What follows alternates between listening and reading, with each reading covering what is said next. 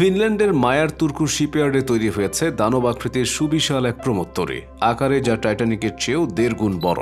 জাহাজটি এতটাই দশাসই যে তা মানুষের কল্পনার সীমাও ছাড়িয়ে যেতে পারে। এর দৈর্ঘ্য ৩৬৫ মিটার দীর্ঘ বা প্রায় ১,২০০ ফুট, ওজন প্রায় ২.৫ লাখ টন। অর্থাৎ প্রমোত্তরীটি ওজন ধারণের ক্ষমতা এতই বেশি যে তা কানাডার টরন্টোতে অবস্থিত ৫৫৩ মিটার উচ্চতার দুটি সিএন টাওয়ারকে ভাসিয়ে রাখতে পারবে। ঢাউস সাইজের জাহাজটির নামে আছে সিনেমার গন্ধ, আইকন অফ দ্য সিজ।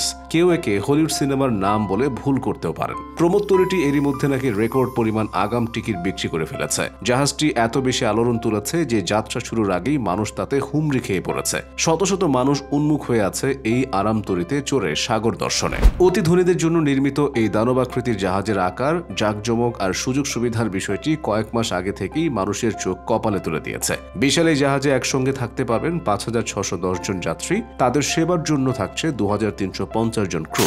এতে আছে ক্যাটাগরি 6 নামে একটি ওয়াটার পার্ক। একান্তে বিলাসী অবসর কাটাতে আরও থাকছে ৭টি পুল এবং ৯টি ওয়ার্ল্ড পুল। এই জাহাজকে আসলে সাগরের বুকে প্রকাণ্ড এক বাড়ি বললেও ভুল হবে না। এতে খাওয়া দাওয়া, পানাহার এবং বিনোদনের জন্য থাকছে ৪০ ধরনের ব্যবস্থা। যাত্রীদের জন্য আছে ২০টি ডেক এবং ৮টি এলাকা। যাত্রীদের দাপাদাপি করার জন্য রয়েছে রেকর্ড সংখ্যক ৬টি ওয়াটার স্লাইড। এতে বাচ্চা কাচ্চা নিয়ে দম্পতিদের জন্য যেমন থাকছে ব্যবস্থা, তেমনি প্রাপ্তবয়স্ক জুটির জন্য থাকছে বিশেষ সুযোগ। জাহাজটিতে যাত্রীদের থাকার জন্য থাকছে ২৮টি আলাদা শ্রেণী। একান্তে থাকার ব্যবস্থা যেমন আছে, তেমনি দল বেঁধে ঘুরতে যাওয়া মানুষদের জন্য থাকছে বড়সড় জায়গা।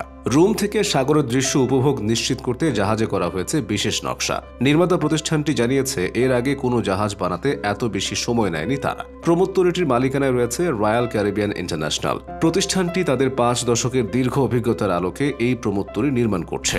অক্টোবরে আনুষ্ঠানিকভাবে তারা জাহাজটি বুঝে নেবে। সাগরের বুকে আনুষ্ঠানিকভাবে যাত্রা শুরু করবে আগামী বছর জানুয়ারিতে। ক্যারিবিয়ান সাগরে চলবে এই আইকন অফ দ্য সিজ।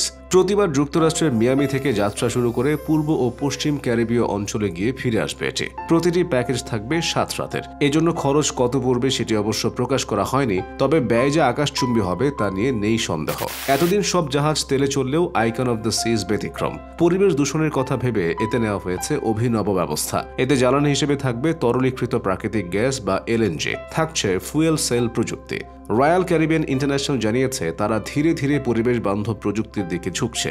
এর অংশ এই প্রমোত্তরী চালাতে এই ব্যবস্থা করা হয়েছে। প্রতিদিন প্রায় ২,৬০০ জন কর্মী আইকন অফ দ্য সিজ নির্মাণের জন্য কাজ করে গেছেন।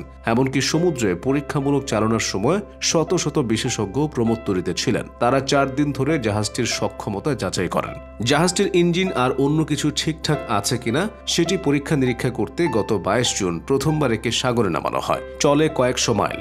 ইঞ্জিন, হাল, ব্রেক সিস্টেম, স্টিয়ারিং, শব্দ ও কম্পনের মাত্রা ঠিক আছে কিনা সব পরীক্ষায় পাশ করেছে আলোচিত এই জাহাজ। তবে বছরের শেষ দিকে আবার জাহাজটিকে সাগরে নামিয়ে চলবে দ্বিতীয় ধাপের পরীক্ষা। আসলে কোনো ধরনের ঝুঁকি নিতে চায় না কোম্পানিটি। অতি ধনীদের জাহাজ বলে কথা।